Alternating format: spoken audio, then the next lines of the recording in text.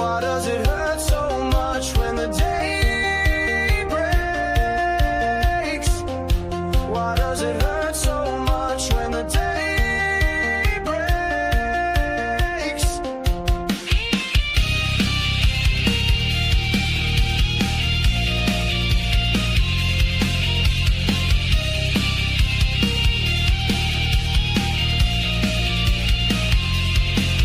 It's the Cornbread Man Morning Show on your radio. It's the Cornbread Man Morning Show. It's the Cornbread Man Morning Show on your radio. It's the Cornbread Man Morning Show.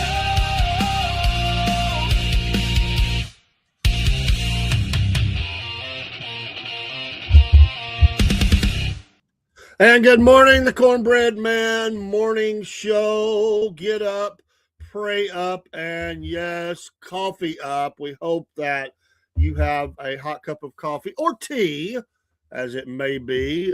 Some people prefer that, or neither. I don't know. Thank you for the like this morning, Morgan Neal. God bless y'all. Y'all are just all over the place. I'm loving it. Seeing you folks out and about, taking the gospel by song and word and testimony all over the place. They're booking for 2026 as we're in 2026. Fill up their calendar. Get them into your church, community group, something, missions conference, whatever it may be.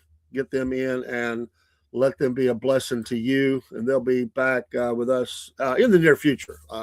Hopefully, if they're willing to come. They may think, I don't want to do that nut, but we are a nut. Hey, it's back to work today. Like, I don't even know what that means because I work all the time. But my main job that I have as a training manager, I'm back at it today. At least part of the day. It'll be a half day, and then we'll kind of kick back in really hard tomorrow. Today, this afternoon at 1 p.m., it is time, yes, for the interview with Miss Amy Petula, who wrote The Corpsewood Manor Murders. There'll be another book coming as well. Fascinating book, fascinating case right here in North Georgia. And got a lot of parts to it. She's going to be coming on the podcast today. We're going to be talking to her about this case, the Corpsewood Manor murders. A lot of people up in my area, everybody, well, not everybody, most people had an idea of what was at least a little bit about it, but they didn't know everything about it. But what I would always hear stories, and I was thinking, are you people crazy? Like, here's some of my work buddies that hunt, put the dogs in the woods and all that. And they would talk about stumbling up on this place. They would talk about the crazy aspects of the story, not just the murders, but some of the other stuff that was going on. They would talk about curses, and they would talk about bad luck and just creepy stuff. And I'd be like, what are y'all talking about? I had not heard about it at the time, but then later the news did a story on it, and this is before they died, because I was like, what are y'all talking about? Like, they talk about being out in the woods, stumbling up on this place, they would go hunting, and then the weird stuff that was going on. Then the case hit the news, so I had knowledge of it, but I learned through Amy's book a whole lot, and talking to her, listening to her, research myself, and me and Biscuit Boy are still scheduled to go down there. The holidays, you know how it is. You got so much going on. And then Paul, his lovely family took I think about a 10 or 14 day vacation. We packed in a bunch of work, a bunch of videos before he left. And we just didn't have time. We ran out of time. But Miss Amy, who also does ghost tours on the weekends, I think she's been doing it through the week, through the holidays, but on weekends, does the ghost tours in Chattanooga. And she's quite interesting. I enjoyed listening to her talk at the Book and Barrel bookstore in Ringgold, Georgia. We will be down there. Man, that's another thing me and Biscuit Boy were going to do. We were going to go live from the Book and Barrel. We were offered to be able to do that. We're going to take advantage of that. Hopefully talk to some people. That will happen. I don't know if it'll be this week. It might be next week because we got to go, we got to get him back in town and kind of set that up. But this week we will. Wolf Nation show and the Cornbread Nation show on Thursday will go forward as planned. Tonight, just by way of just some housekeeping here, we have again another. We're going to have a racing show. Is just all over the place. All days we did yesterday, we did Friday. We got so many interviews coming up with all these race car drivers. We're so thankful that they're giving us the time. They're excited about the attention we're putting on the sport, and we've got interviews. Many. We had 2 more booked last night. I think we probably got 10 booked besides the 3 that we've already done.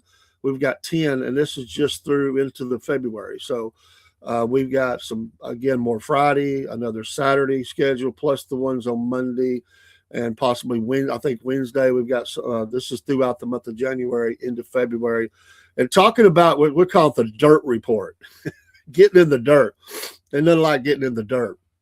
And these guys and gals, Miss Danielle Lohner was our first one. We have another lady who's going to be coming on the air. She races in Canada and the New York State area. Also comes down in North Carolina and Florida. She's been racing nearly going on 30 years. And we talked by phone from Canada. She was in Canada. And, my phone didn't want to cross the border. I don't know what it was. Her phone, she said it took forever, but we finally connected. And texting is no fun. Calling each other was a challenge. I felt like I could call over to Australia easier than I was getting into Canada. But that will also be coming online as well. Wow, what a weekend performance by the United States American military. And, with all the ins and outs and the ups and downs, people are on all sides of this, basically the execution of a arrest warrant, making sure that occurred with the Justice Department.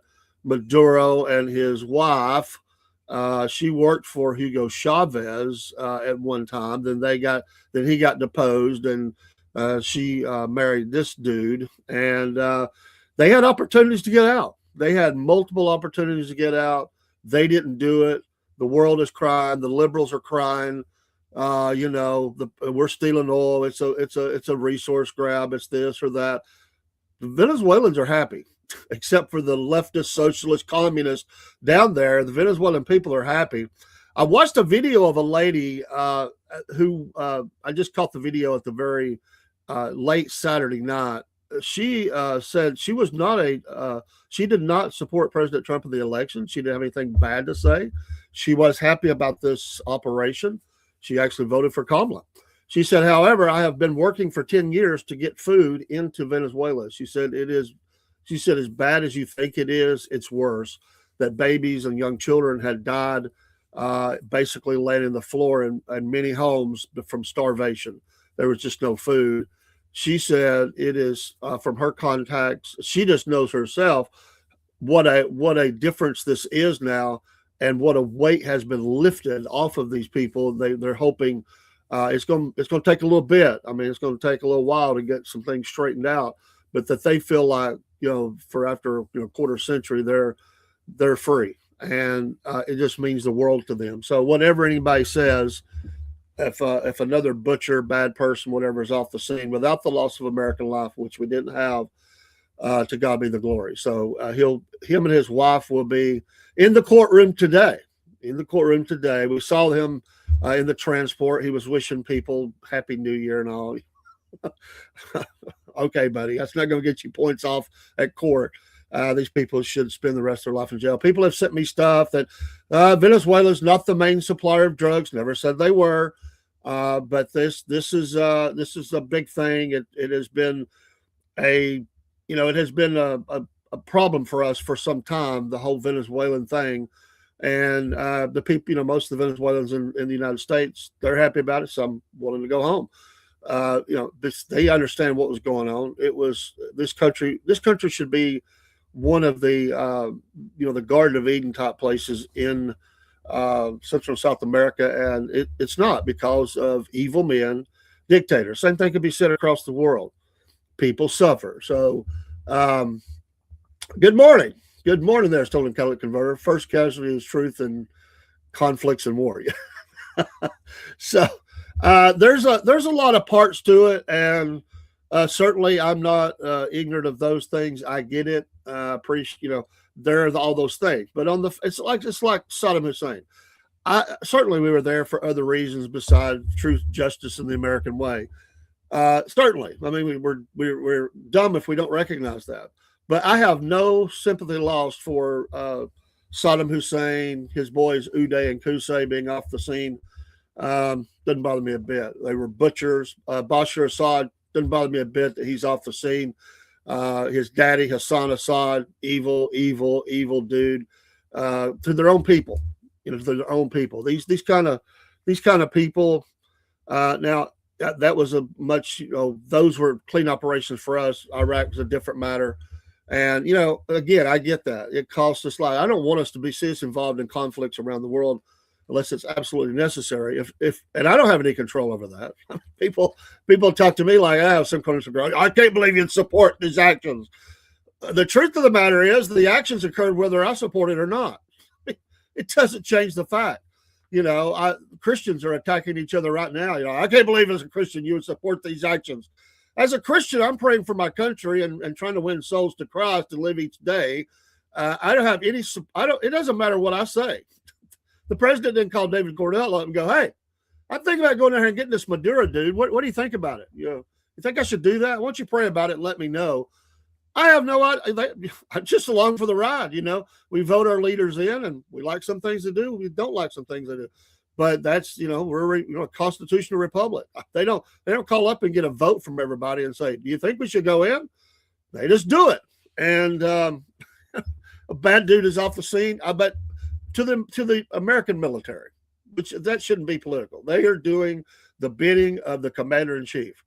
Wow, what an operation! I mean, just it reminded me something out of Patriot games or something. Where they're watching these. The move of the helicopters across the desert and they're taking out terrorist encampments and stuff like that from the war room and stuff. The president sitting at Mar-a-Lago and they're watching these operations. And he said, I mean, you can tell, wow, I wish you could saw this. He said, I doubt you'll ever get to see what I saw. He was amazed, one, at the ability we have, two, that he could watch that like a video game. And just the might and the reach of the United States military. That's why he tells people, you better watch out. You run that mouth, we'll come after you. He just likes to throw that out there. He's not fixing to go down. And Zelensky over there, he knows what to do. We're not flying in and getting Putin out of Moscow. Okay, that's not going to happen. But with only a little bit of damage to a helicopter, pretty amazing. The training that is involved, helicopters, planes, anything up in the air is always dangerous, especially if you're being shot at. They did have some resistance. Resistance was futile. Well, acquaintances, Stolen says from Iraq, said Hussein was a good man to protect Christians. Only his bodyguards were Christians. He was not a good guy. I'm sorry. He did protect some Jews that were in the city. Crazy, because he did not like them. He wanted to destroy the country. His Air Force general was a Christian, and I've read his book, and he described just how evil he was, and that everybody's life was on the line every day, and that he had to act. He was trying his best to first of all honor his Lord and Savior, but deal with a madman. And the boys were even worse, and they would come in. He protected pilots that had crashed and been captured. They wanted to come in and put the pistol to their head and kill them. I can't remember his name. Fascinating guy. He helped with the recovery and rebuild. He had to leave the country for a while. He came back in. I remember him saying one night he felt like the Lord woke him up to go check on something. And when he left, we put a missile right in his bunker, right. It was right off their communications area, right in his bed. They were gunning for him because he was over that. And Saddam Hussein had wanted to load up 747s filled with all kind of bombs and stuff that would explode, explosives, and crash land them into Jerusalem and stuff, and also into the capital there of Saudi Arabia. He wanted to do that. He was trying to talk him out of it. For his actions, he never received another star, and he was kind of demoted, but he lived. He was afraid he was going to be killed. Uh, but again, who's right and who's wrong in that region? Because sometimes we say, "Hey, this is a good guy," and another time we say, "That's the bad guy. This is the good guy. Or this is the bad guy." It's a game, and it goes back and forth. And I get that. We use those regimes to assert our will to stop another one that we feel like is the bigger enemy, and so on and so forth. But the stories are pretty legendary of people being how they were being done in their country, and plus they gassed their own people. At least the Kurds, we'll say that the Kurds were gassed and tortured, and I mean he was notorious for what he would do to his people. But well, I would agree with that statement. Only good, only bad is not always accurate. I get that, and it depends. I mean, was the Shah of Iran a good guy or bad guy? I mean, depends on what time frame you're talking about. I mean, they labeled him a good guy. Others said he's a bad guy. I mean, who's good, who's bad? Sometimes it's hard to say who's wearing the black hats and who's wearing the white hats. But people that even know would say this is an evil regime. The Iranian regime is evil. The people are great. The Iranian regime is evil. You talk to people in America, they go after, and they would love nothing more than to see the mullahs and stuff removed out of the way because they realize how bad they are and what's going on. It's beautiful people, beautiful nation. They very much want to westernize, and the young people, the people in Iran, they want to be free to do, to live the way they want to live. And I think that's, good morning to you, Blakeland. I appreciate you being here this morning. Happy Monday. Happy Monday. But I would say, yeah, I mean, people are people the world over. People are people the world over. They generally just want to live their life. I mean, nobody wakes up and says, I think I want to live in war today. Nobody says, they're not waking up saying, I think we should bomb this other nation, or we should poison the waters over here, or commit terrorism here. No, what they want is just live their lives. It reminds me of the old Russian guy. He called into my radio show one day on a Saturday. I went live for a few minutes on a Saturday, and he come in. He was a security guard. He lives in Russia, and he said, listen, his English wasn't great, but I could understand him mostly. But he said, listen, I don't like this war. I want it to stop today. I'm sick of it. He said, I know people who have died. I've got neighbors who have lost children. And he goes, I don't, he had no love for Zelensky or anybody in Ukraine. He said, but I want to stop. I don't like it. If he used some very colorful language, we'll say, in saying that, because, he just wants to live life. And I'm sure he's afraid at some point he's going to get jerked up off the street. He's a little bit older, but at some point they'll pull anybody in they can to go fight their battles. So powerful people want to exert their will, their power over their area, certainly, but then they want to extend that into other areas and say grow their regime or look big to their whomever. Same thing. Cuba could be, just a holiday destination point. Man, that was the Vegas of our area, our region, our hemisphere at one point, as they went down and would go to the shows and all the things that place offered. And the people there have been caught under this regime for now all these decades, and the people are about sick of that too. At some point people rise up and they say, enough's enough. I've had enough. I am tired of living the way I am living. What America has gotten bad is not everybody wants the type of freedom we have because they don't even understand the concept. Cultural things, you can't change those things overnight. It takes a long time. And listen, everybody got it wrong in Afghanistan. Russia got it wrong. We got it wrong. We think we knew. These people have lived a certain way for a long time. Now, there were people there. There were kids that were like, hey, I can go to school. I'm sure all that's over now. But they got to go to school. And that was the bad thing. They were talking about, these kids and women felt like they had a little more freedoms and rights and stuff like that. But we knew once we were gone, those things would revert back. You can't, and I don't want to see us, sitting policing an area for, 100 years or something like that. But it takes time. And, just a lot of times it's all about protection for resources, whether that's oil or whatever it is across the world. Yeah, that's going to happen. I mean, we ever recognize that.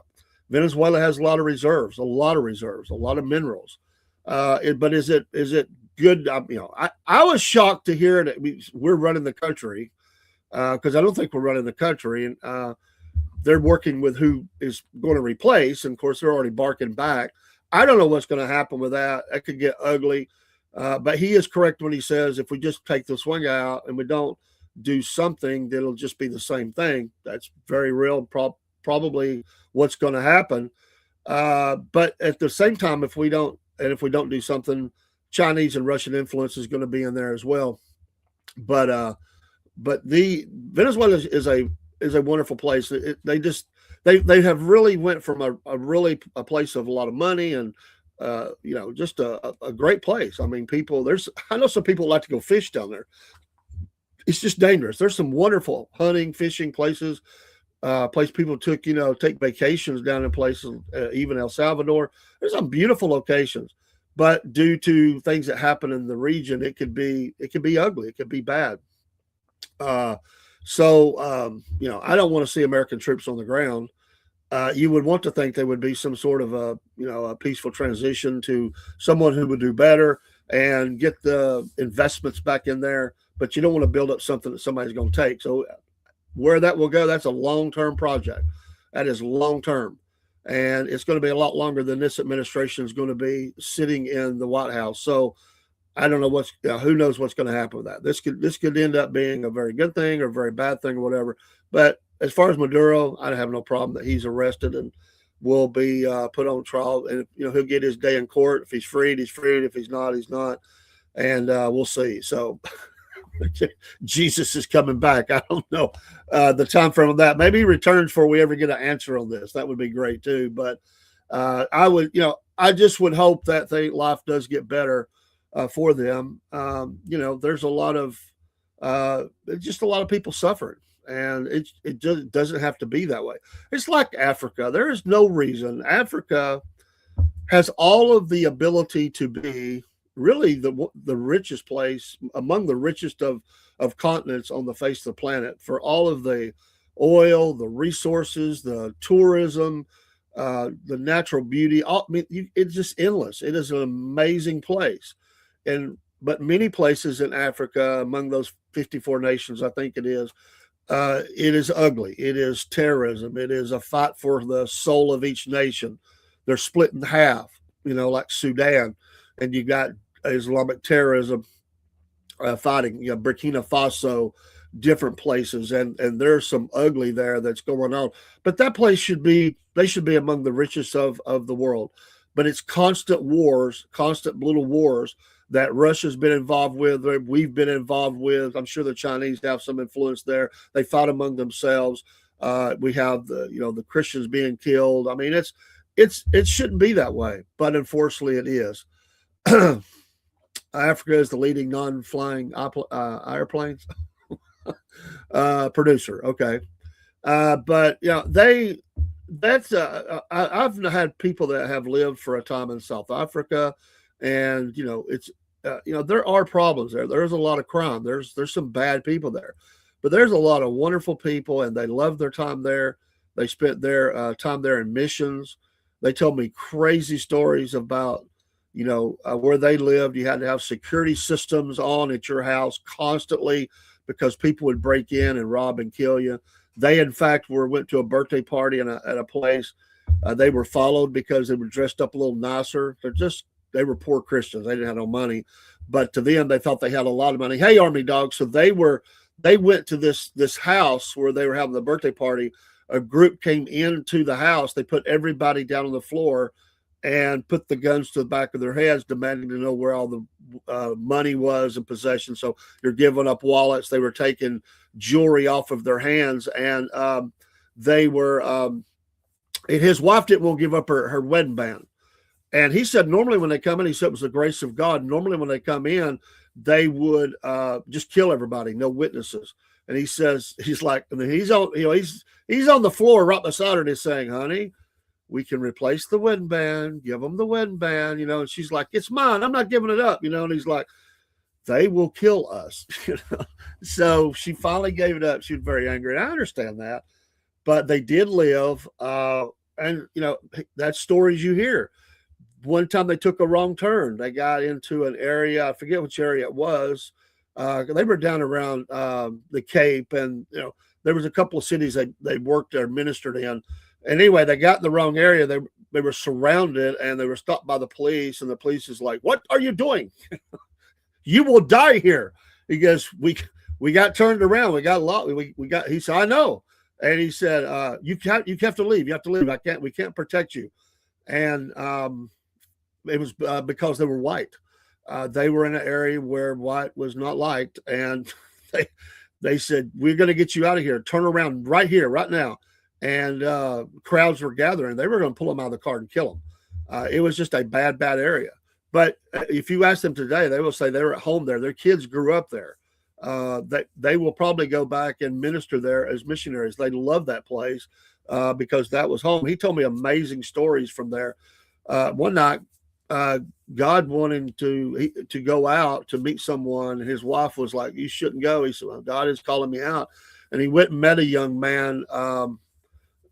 He stepped out at a park bench and spoke with him about the problems in his life. And he said you just don't go out at night.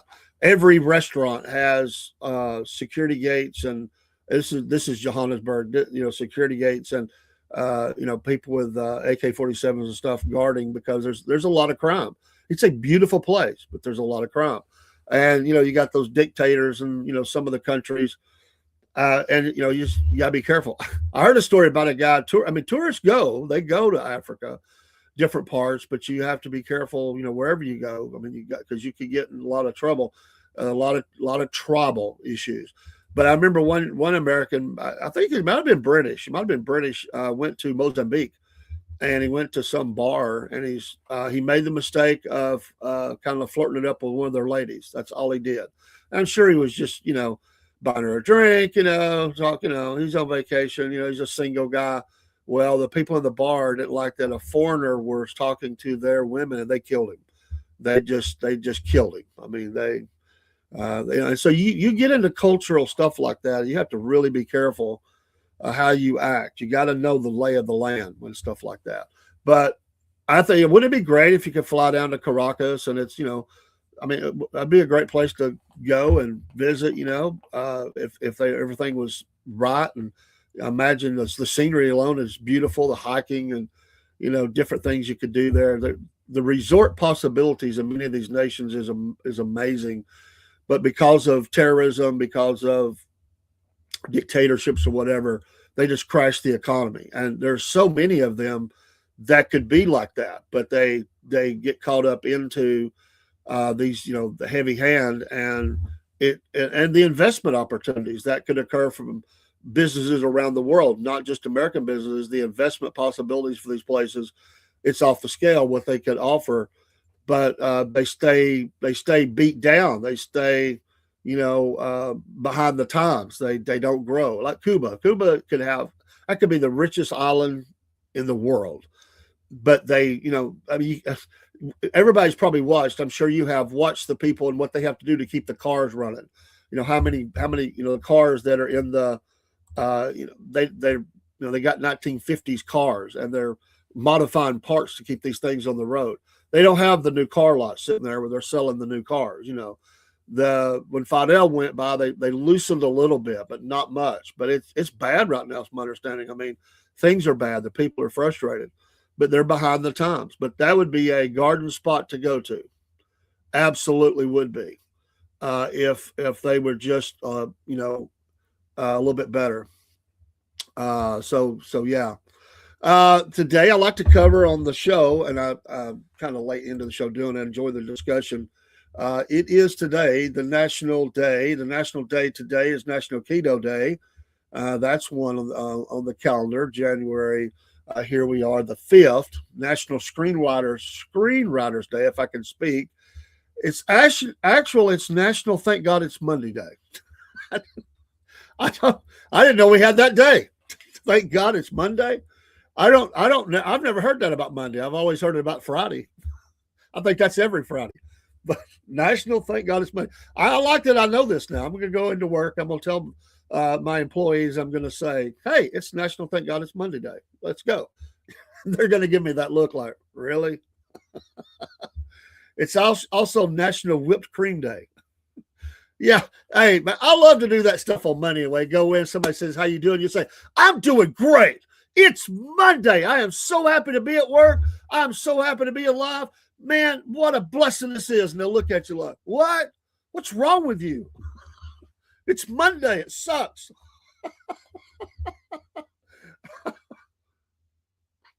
The coffee's good today. They'll probably, some of mine come in early. So, yeah, Christmas vacation ended. Oh, oh, I don't know. Let's see. Let's look at birthdays. Bradley Cooper is 50 today. Actor Diane Keaton, who unfortunately just passed. It was her birthday today. I never was a fan. Marilyn Manson. What a freaky individual. 56 years old. I can't remember his real name, but Marilyn Manson, I know it, but I don't remember it. 56 today. Let's see if there's anybody else. Clancy Brown. He's been in many things that I've seen. 66 actor. Today, the great, the legendary, one of my favorite actors of all time, Robert Duvall. Praise God, he is 94 years old today. Army Dog, you're 56. We 94. Man, we're going to have a night. We just talk about our favorite Robert Duvall movies, man. We may do that this week, man. I think I'll do that. I am a huge Robert Duvall fan, and I like more than just the Westerns. He's been in some things beyond that I like. I think they were really good. A very versatile actor. He's amazing, and he's not one of these Hollywood types. He doesn't live in Hollywood and hang out, hobnob with them. He goes and does his job. He's a very private guy. He likes to live on the farm life. I think they even raise hogs or something. Him and his wife, or did. I don't know if they still do. He probably does. He's a tough old guy. But he lives over here in what is it? Is it I can't remember. I can't remember the state now that he lives in, but it's east. It's east, and he's just great. I mean, all the way back to Godfather stuff, and of course all the Lonesome Dove, and you come on up, and just classic movies. I love that. Shea Wingham, 56 day there. He's 56 today too. So there's your age. That's about it. Maybe one more. Some of these I just don't really want to mention. That's it. Happy birthday to you if it's your birthday today. And everybody has one. I will be 61 this year. I got a few months left. If I make it, I'm hoping I do. Hope I live many, many more years and podcast many, many more years. In 1896, X-rays were discovered. Like, what's this? Having no idea of radiation or whatever. Hey, check out our new toy. In 1933, the Golden Gate Bridge. The Golden Gate. What an amazing story about the Golden Gate. If you ever watch one of those marvels where you watch how they built stuff, the stories from that are pretty cool. I'm not a Bruce Springsteen fan, but his first album was released today in the 1973 on this date, January 5th, 1973. The Boss came on the scene. There's a few songs I like. Not a huge fan. I'm not going to bash. I don't like his ideologies, his politics, or nothing. He's taking a lot of flack from a lot of people right now for the seat process he's charging at some of his concerts. He tries to deflect that and acts like, that's not us doing that. That's the ticket people and all that. I think what was it, $7,000 or something for some seats to see him? Are you kidding me? Dude, I'm going to go home, put it on the CD. I can even get live videos and stuff and watch it and save thousands of dollars. And he's fallen down now. He's on the stage. He's not, I mean, he's up there a little bit now. And but yeah, 1973. Uh, Greetings from Asbury Park. It's his debut album. It took 2 years after it was out to catch fire, but 2 years later it did. Oh my goodness, amazing stuff. But I remember when he left his wife and he got with the lady that was singing backup for him, and they became a thing. So he had. I will say this: he has a good band. I mean, the music is fine. I'm not a big fan of his voice. He wrote some songs in the '80s, and they were they were main what we call radio friendly, radio kind of hits, and there was a couple of songs in that time frame where I did like some of his stuff, but I've never been a huge fan of his or anything. But hey, to each his own. I'm not here to bash. It's somebody's junk is somebody else's treasure, and vice versa.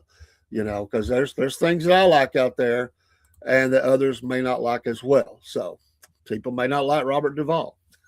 I don't know why you wouldn't, but I like it. One of my favorite movies by him. I love those two that came out. Open Range. Oh my gosh, what a great movie, man! I love those scenes where they're in the town. They're trying to save dogs. That wasn't the one that's raining, the town's flooding. You got the people who are, against them running their cattle across there, free grazers, that guy, free grazers. They're in that bar or that cafe, and the guys are right to protect his property. They're ready to throw down. That's funny. He goes in there. They put the chloroform on the people, and they got them handcuffed to their bed in the jail. He comes in there playing that fiddle or whatever. Bad. Time for your medicine. I love it. It's just classic. Uh, he's just great. He's absolutely amazing. I love Robert Duvall, all the way back to his work with Clint Eastwood. I mean, sometimes he played a good guy, sometimes he played a bad guy. Early on, he was kind of the bad guy, then became kind of a good guy. But he's 94. That last fight scene he had, I can't remember that movie. I don't think I ever saw it, but I saw the fight scene. They had to do some camera work there. It was supposed to be the older guy. And that scene. It's funny, but it wasn't. It was not the best camera work. But it's kind of like in the last stages of the series with oh my goodness, what's the name of that show? And he's on Cordell, Walker, whatever, Walker. What is the name of that? And he would spin kick. Those were bad spins. Hollywood speeding up the camera. Everybody gets older, Everybody gets older. You slow down a little bit. Unfortunately, we do slow down. The weather is great. It's a little cool this morning, but not bad. And we're going to have some 60s this week. I don't know about for you. I hope wherever you're at, the weather is good. We're headed for a high today of 62 degrees. That's not bad, folks, in January. And believe it or not, by Friday, we're going to be 70. Amazing changes to, and that's by Friday, 70 degrees. And it's going to cool back down some, but, and then the next week after that, a little cool. Not bad, though. I've seen worse. But it is January. It's supposed to be those things. So I know around the country there's some bad weather, and snow and ice and bitter cold, and I get that. But we're kind of like that. We usually have mild winters. We'll have our little really cold days, and then it just calms on down, and we'll have mild days. We got to have some cold days. You got to control that bug population. But that's cool. So I'm loving that. People will be out getting outdoors and riding their motorcycles and all that good stuff. I don't do that anymore, but I used to. I don't do it anymore. But it'll allow us this week, me and Biscuit Boy, to get some more video from the national battlefield. We'll put up some more of those and some other places as well. Good morning, my brother. Speaking of Biscuit Boy, dropping in like a boss. There he is. He's down there living it up, running around with Howie and his wife, and grandkids, and Gulf Shores. I think if I remember right, it's where he told me he is. But good morning, brother Paul LeBron and the Ascending Group, and they're having a great time down there. I saw some video, and I hope y'all have just had a wonderful time and enjoying yourselves. It is we miss you, but we're happy. I'm doing good, man. I'm happy. Hey, it's thank God it's Monday day. That's one of the national days today. It's thank God it's Monday day. So we're praising God that it is Monday. Hey, Paul, today we've got the interview with Miss Amy Petula. I'm happy about that. But yeah, I'm feeling good, feeling good, not looking good, but I'm feeling good. It is a great day to be alive. Every day is a great day to be alive, right? But yeah, it's great. We'll get to see Maduro and his wife, walked into the courtroom today, and they'll hear their charges, I guess, and stuff like that. Yes, amen. Thank God it's Monday. as you come live from vacation. Every day is wonderful when you're on vacation. Usually, I'll tell this quick story. My dad worked foundry work, and he did security. And we used to go camping every year. I mean, my dad loved to camp, and well, thanks. I appreciate that. So we went camping, but my dad had a couple of days of security to wrap up. So, and we're talking camping, tent camping. I mean, I can remember doing it. I thought it was great. I don't know how my mom and dad, they were in their 30s, I guess, at this time. And I was young. I was a preteen, I guess, but I can remember we were camping in the tents. I loved it, man. We were steps away from swimming and all that stuff. And beside us, we had some guys that looked like they were a little hippie. I mean, kind of hippie, but they were good guys and everything. Well, my dad, 2 days in a row, because he had 2 days left on that job. So he was working at night. So he would leave us at like 11 or 12 at night. And he would go do his security. He would come in early in the morning, and his uniform at that time looked a lot like a police uniform. I mean, it was a classic blue, and from a distance, you would think he was a police officer. So he comes in. The first day they saw him, it spooked them. Like, they see him. Well, the second day when he come in, one of the guys, he's got the long hair. He kind of looked like a Chong, Cheech and Chong. He kind of looked like that kind of guy, the little glasses and stuff. And I was like, hey, man, my dad's coming in. My dad's straight with you. He never beat around the bush. He'll tell you straight. And he comes in and he goes, hey, man, dude, are you a cop? My dad, first of all, talking to him like that, my dad would, antennas already been up, like, come on. And he said, no, I'm a security guard. And he said, oh, man, yeah, right, cool. Yeah, cool, Daddy, love it. And he goes, why? Is it a problem? Why would you be worried that I'm a cop? He said, well, me and my associates, we're camped here beside you. And he said, we might have some natural herbs and things. Not saying we do, man, but I didn't want to be a problem, man. And my dad said, let me tell you straight. I'll tell you exactly how it is. If I smell it or see it, it's on. I won't have that around my family. No, man, Mr. Dave, you won't, man. Y'all go swimming every day, right? I'm sitting here watching this. I was so sheltered.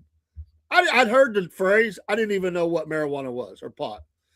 I had no clue. I was like, I know he's talking about some sort of herb. My dad said, as long as I don't see it or smell it, your business is your business. It's America. We're free. But if I see it or smell it, and that gets into my life and my world, he said, then me and you going to have a problem. No, sir. I will never forget that, though. That guy, Man, when he would walk in, my dad walked in like a boss. He did. I mean, they would be rolling out the red carpet for him. Hey, Mr. Dave is here. Come on in, sir. Everything's good. What time y'all going to swim? Hey, Jake. How you doing, buddy? God bless you, Jake. Jake, he's an all-nighter, man. I bet he pulled an all-nighter tonight. Yeah, it's a beautiful flower. I know my dad. It's like I don't care what you do. My dad very much was like that. My dad's a big believer. I don't get in your business. You don't get in mine. But if your business causes me problems, I'm in your business. That's the one I told you about, Paul, where my best friend came, flying down our road. And he did. He did it on purpose. Comes sideways in the driveway. And my dad jumped him. This is my best friend. And we were the same age. And he jumped him and said, "Hey, boy, you will not drive like that on our road." He goes, "You ain't my daddy." He goes, "I don't care." He said, "I'll jerk you up, boy." That's the way it was in my neighborhood. There wasn't everybody could talk to everybody's kids. And, you just didn't put up with no crap. That's why the kids could run. We didn't worry in our street. We didn't worry about where we were at. We couldn't go out off our street. But on our street, we had no problems. There was no worry about kids getting in trouble or hurt or anything because everybody looked out. They kept everybody straight. They would call your parents up and say, hey, I just had to get on to your boy or your girl or whatever. Usually it was the boys, we're not going to put up with that. I got it, send them on to me. Did you whoop them? That was the kind of way it was, Do I need to whoop them again? That's the discussion. So he says, I'll go get my daddy. He said, you do that and I'll whoop his too. He said, I'm just kidding, Mr. Dave. I'm not. Your daddy needs to have his rear end beat if he raised a punk like you. I was looking at my friend like, quit, stop, please, time out. Leave him alone. I don't like seeing my dad upset like that. I thought this ain't going good. I told him later, I said, you're stupid, man.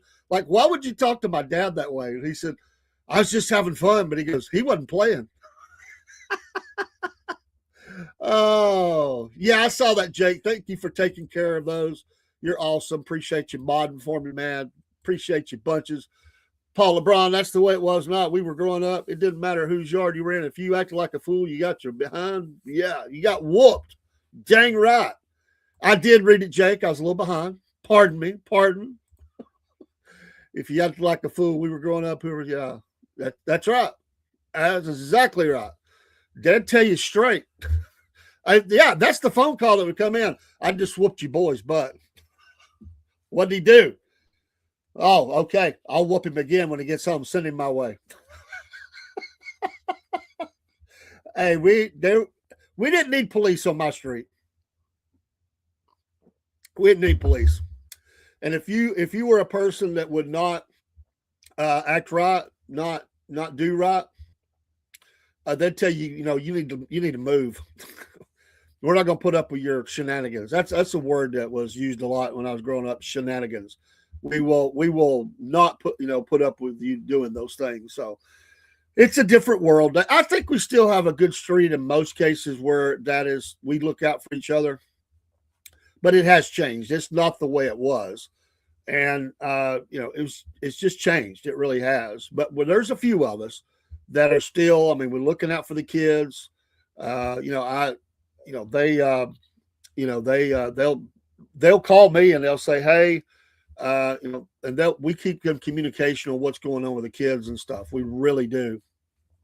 It was a different world, man. It just was a different world. That's why I say I grew up. Now, you got to remember, I was born in 1965. So I grew up, as you know, Paul, I grew up during the 1970s. When I think of all the crazy that was going on for our country in the 1970s, even in the 1960s, the race riots and all that stuff, the killings, the shootings, the assassinations, the oil embargoes, the high prices, jobs trouble. You name it. When I look back at all that, and I was aware, I wasn't like I wasn't aware. I knew Vietnam was going on. Me and my dad would watch the war reports. But in my little corner of the world, I was shielded from all that. To me, it was the greatest of decades. I grew up in a great time of music, movies. This is time when they had, we stayed outdoors. We were in the woods. We were playing sports. We built forts. We did whatever we wanted from daylight to dark. The only time it interrupted that was uh, bedtime, school. We were constantly outdoors. They had to about beat us to get us in. We had a bunch of us that grew up together, so we weren't, even if you were only child, you weren't alone. You had friends, because I was for a while. But again, we had just this run of the neighborhood where it was just great people. People would give you cookies, if and it's still this way. Like if somebody's cooking out, they'd feed you. I do that today. If I'm grilling out, the kids will go grab other kids. Some of them I don't even know. I remember one of my guys, friends at work, he laughs because I told him I was cooking hot dogs one day, and I think a couple other things, and I turned around and there's like 12 kids lined up. I'm like, where'd they come from? But they were like, can they eat? I'm like, absolutely. I always fix extra, and that was from my youth. I remember that. And it has changed some, my friend. It has changed. My parents, he said, were never worried about someone kidnapping me. They knew they would bring me back. Hey, you can have this guy. We've had enough of him. We don't want nothing more to do with this kid. He's off the chain, as the kids say today. And there's still that part of me, and I have a couple have adopted me as grandpa, but when they first moved to the neighborhood, they didn't know me, and they were mouthy. The oldest one was mouthy, and I remember the first day I told, and now she's in high school, and just love her, and she listens to me. I mean, I'm Papa, and and they don't go to school today. They'll go back tomorrow. But so I'll be talking with her again. And but she told me no. I told her not to do something or stop or whatever. And she said no. I said, "What'd you just say? No, you leave." She looked at me like, "You're kidding, right?" I said, "No, I'm not kidding. I won't have no kids standing in my yard and tell me no. I'm telling you to stop. I've told you to, I don't remember what it was now. I was telling her grandmother about this just here recently. I said, I don't even know if you know this. And she said, I didn't know, but fully supported everything. And I said, I love her. It's just funny now to look back because the respect that she shows and everything. I said, it didn't take long for her to figure out, this don't work here. And I told her, I said, leave and don't come back until you can have her respect. And it was the same kind of thing. It was my granddaughter looking like I had for my best friend.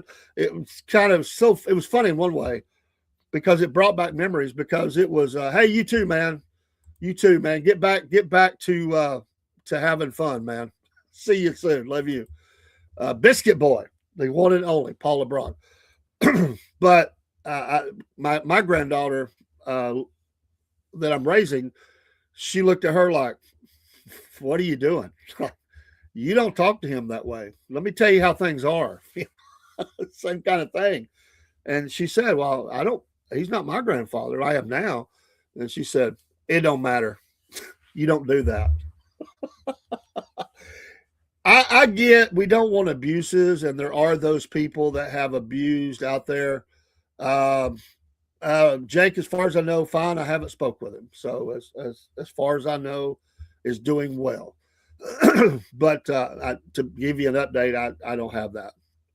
How are you in the great state of Mississippi today, though? How are you doing, brother man? We got to get a wrestling show in this week.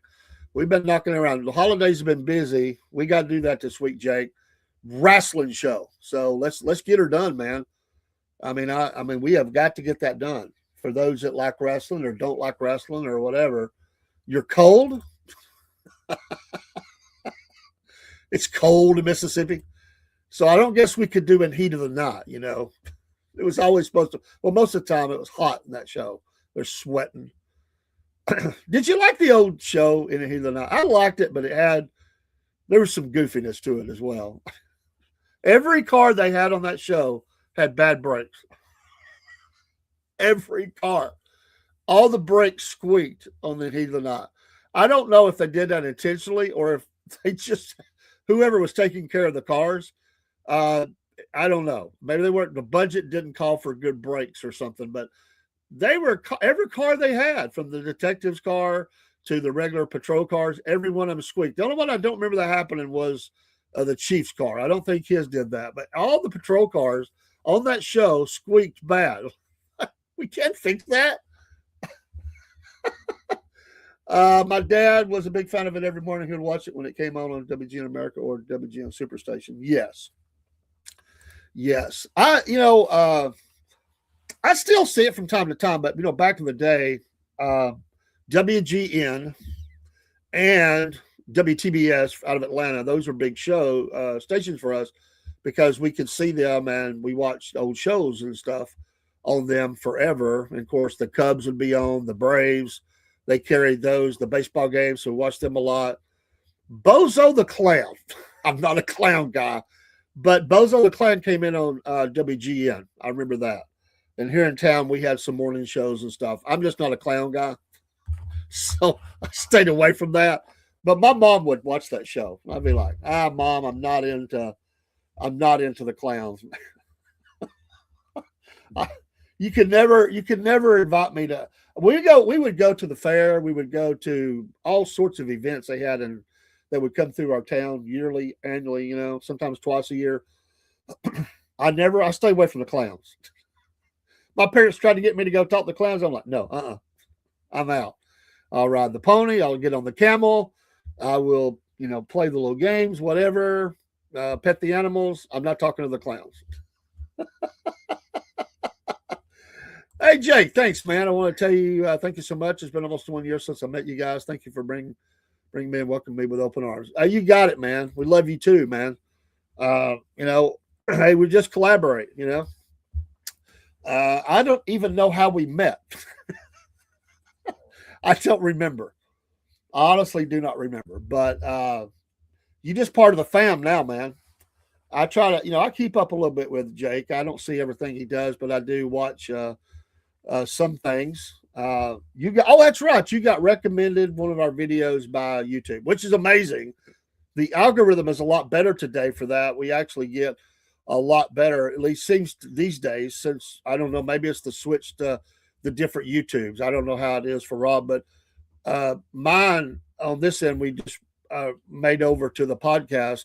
It does a lot better. It's doing a lot better, and I'm glad of that. But hey, at least we got that.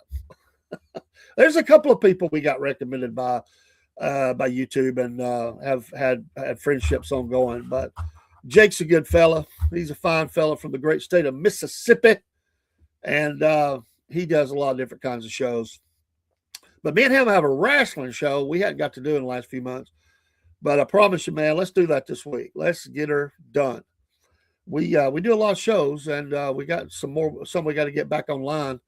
But we're gonna get them done. But love to sit here and chat with you forever. I got to go to work because it's thank God it's Monday. I get to go back to work, so I'm going to work. Got to get the wife up. No kids today. That's a good thing. And we'll see you this afternoon. We've got the racing show. We've got a sports show. No interview today. We're just going to talk straight up, talk racing and sports. We do have an interview Friday, I think, or Saturday this week. We've got another driver, I think, on Saturday. I'm excited about it. We have a lot of great interviews coming with a lot of dirt track drivers, and we're excited about that. This afternoon, though, Miss Amy Petula. Don't miss it. Miss Amy Petula, the Corpsewood Manor Murders. Cannot wait to get to talk to her about this book and about the case. And so we'll see. That's at 1 p.m. Eastern Standard Time. Then at 5:45, we'll kick off with racing and sports, and we'll have another show tonight too. So we'll have a heavy week of going live. Have a great day out there for you on Rumble side. Rumble will probably do a raid. I got to do so many of those a month, and I've been behind the last few days. So as the music's playing, probably we'll move you over to, if she's on today, Miss Kim at Kim's Coffee Talk. So we'll stop in and talk to her for a minute. Excuse me, man, this cough will not go away. If you don't have the Rumble app, you need to get it and get joined in with all these great content creators: Violent Vixen, Killer Carl, Empty Pockets Podcast, Kim's Coffee Talk, Half Pine Forge, Big Tony, Angry Conservative 1981. Man, there are so many good ones on there, and I just love them to death. Don't forget, these shows are brought to you by our Wolf Nation Coffee, the brand you see behind me. Get your Wolf Nation coffee today. It is excellent. I'm telling you, it is. Everybody that's tried it says it is. And we keep the prices really cheap for an online coffee. The shipping's included. Best prices and you'll find, I promise you. And we're doing a reboot. We've got the Wolf Nation brand on our coffee. We're still working on the packaging. That'll get settled this week. I've got to get with the couple of entities. There's a couple of things I've got to do or they got to do. We'll get all that figured out this week. But the website is all switched over to Wolf Nation. Love that. And we've got over 40 blends of coffee and teas, and they are excellento. And I haven't found a bad one yet. We may have something else soon. I am tinkering with. I believe it'll happen. We're looking for another brand. It will fall under Wolf Nation as well. But another product line that we hopefully will be able to start beginning to offer in a few weeks. So we're looking at that. So we'll see. Can't say yet because it's not a done deal. It's just something that I'm putting together. So Miss Kim is live. The Monday Madness, she's calling it today. She is live, and we're going to switch Rumble followers over there. If you don't want to go, you can opt out. But she is amazing. I'm going to give her a like. She's got her Make America Great hoodie on today again on, and she is a pleasure. So if you're on Rumble and you don't know her show, just go with it. And she's amazing, and we're going to do that because we try to help each other, and it's a part of our content creator program anyway. And the raids are easy, they're cool, and I have met some fantastic people by doing that. God bless you. Have a great day. We'll see you this afternoon. It's a short day at work. Then back online because we got the interview. I cannot wait to do that. It's amazing. When you go over, if you go over, give her a like and a follow, shout out. There's a lot of wonderful people in the chat. I know most of these people looking at it, and many of them have been at our show and come over. So we help each other. We're all patriots. And she is also Georgia based, Woodstock, Georgia. She is amazing. And I think has one of the best shows on Rumble. I really do, for mornings. I don't think she does anything else but mornings. But she is among the best of the best, if not the best, on in the mornings. And I can say that. Good day and God bless. Like I said, we're going to go out with some music. And we'll see you soon. Take care. God bless America. Let's pray for our country today. It sure needs it. Take care. Music.